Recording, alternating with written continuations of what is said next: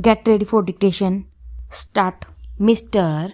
Vice Chairman, I would now like to make a few observations on the Ministry of Education. Education is basic to any national regeneration. It is true that it does not bring any return as our other projects do, as for instance the steel projects or the irrigation projects do, but this is the investment that is designed to help building up of the human material.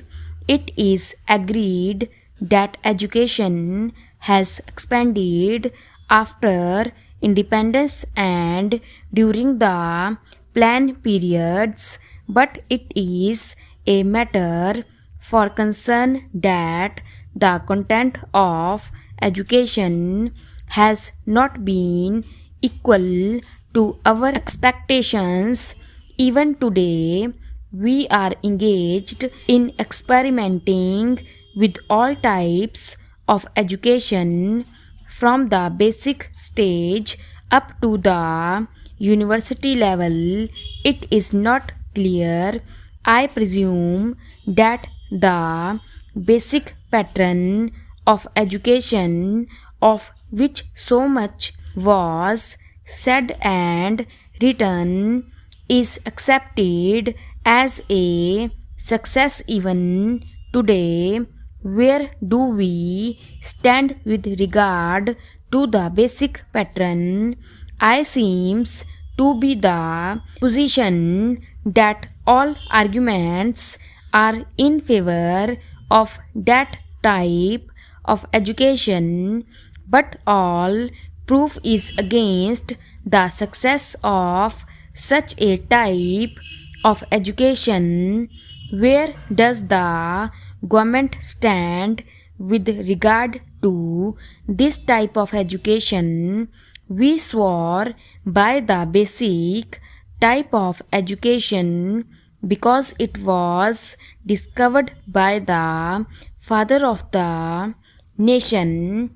But if it has been a failure, why should not the government say that that is the position? Then again, take secondary education and also collegiate education. 3 years ago, it was said that all universities should have 3-year degree courses, and some universities which were reluctant to accept this reform were more or less compelled to do so, and they accepted it. Now, certain universities find that this scheme is not working satisfactorily, and they feel that they should have a 2-year course in the college before students could enter the degree course. I mention this to show that this eternal tinkering with education should stop, and it should not go on like this. This uncertainty is not only with regard to the main objective of education, the main structure of education from the primary to the collegiate level, but also with regard to the courses of studies, and also with regard to the language or medium of instruction.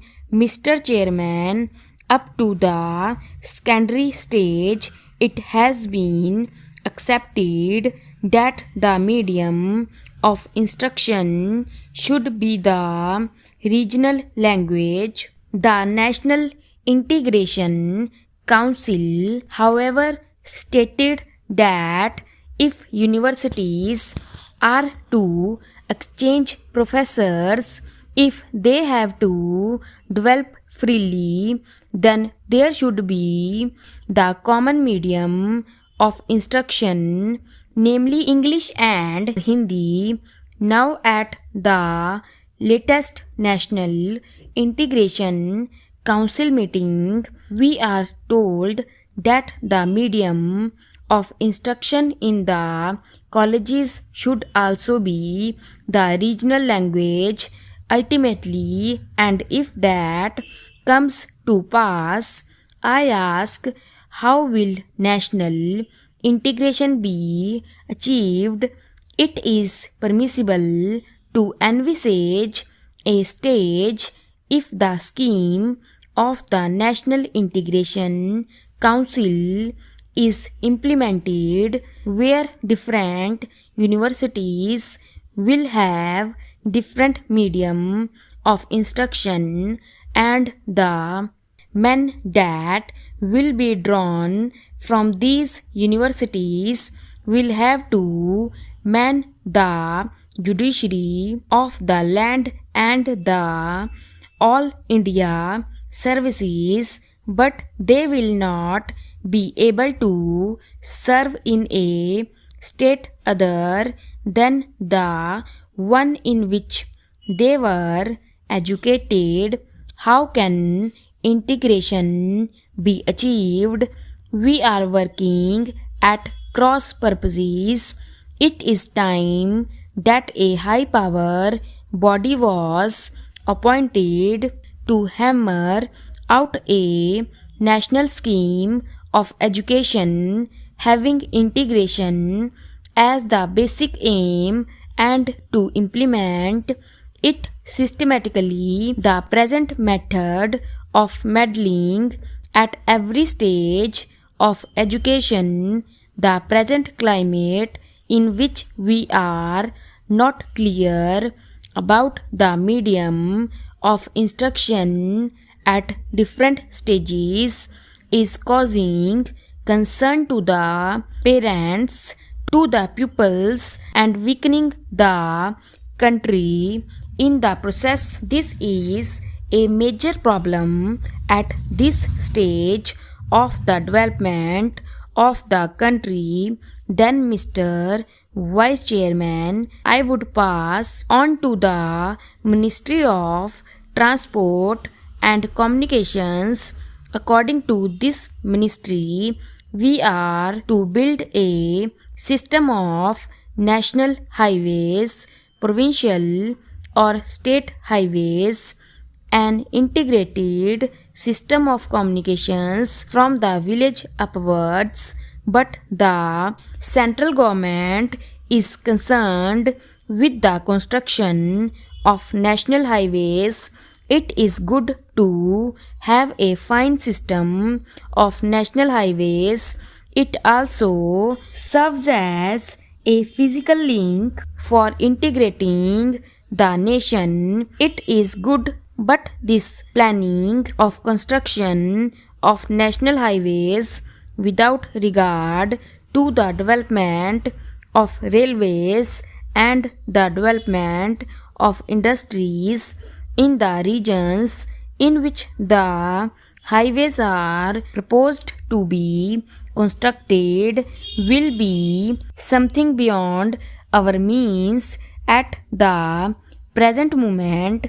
Assuming that we have a network of national highways, are they to be put to immediate use?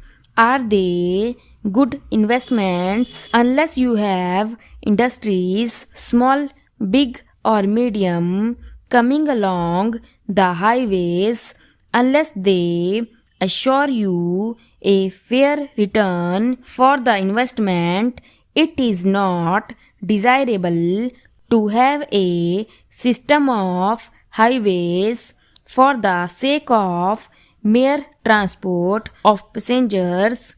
In other words, we should have a scheme of priorities for the national highways so that they can be looked after. Stop.